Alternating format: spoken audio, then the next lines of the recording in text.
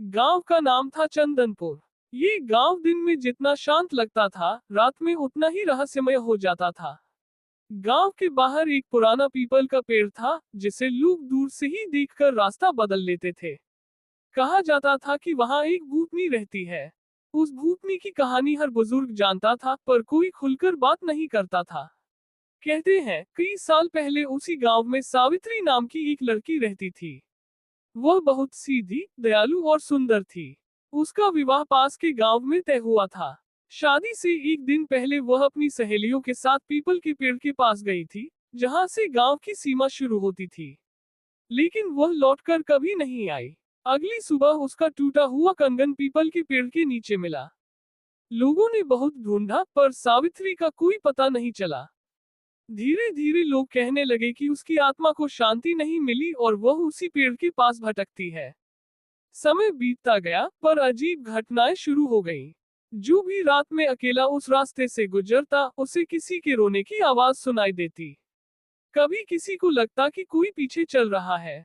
कुछ लोगों ने तो सफेद साड़ी में एक औरत को देखा, जिसके पैर जमीन को छूते ही नहीं थे।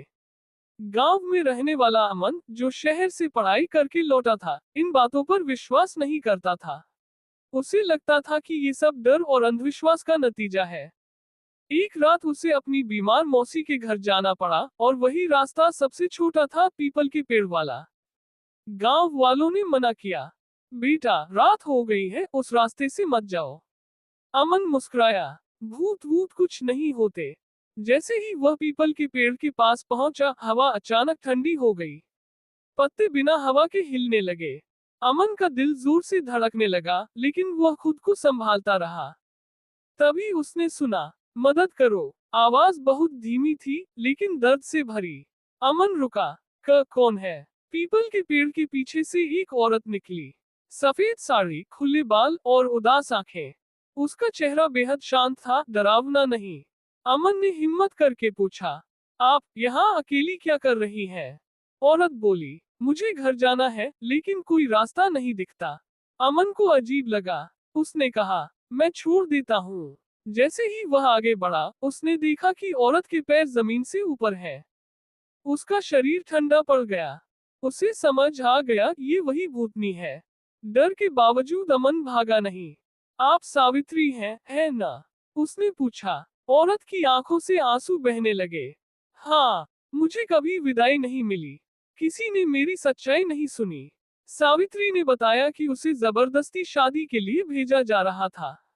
उसने विरोध किया, और उसी रात कुछ लोगों ने उसे पीपल के पेड़ के पास छोड़ दिया।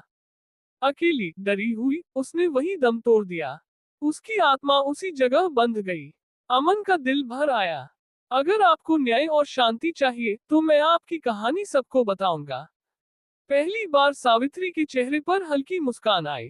धन्यवाद। अगली सुबह अमन ने पूरे गांव को सच्चाई बताई। बुजुर्गों ने पूजा करवाई, पीपल के पेड़ के पास दिया जलाया और सावित्री के नाम से प्रार्थना की। उस रात के बाद किसी ने रोने की आवाज नहीं सुनी, न ही कोई परछाई दिखाई दी। पीपल का पेड़ अब भी खड़ा है, लेकिन डर का नहीं, बल्कि एक याद के रूप में। और कहते हैं, पूर्णिमा की रात जब हवा चलती है, तो पत्तों की सरसराहट में एक आवाज आती है।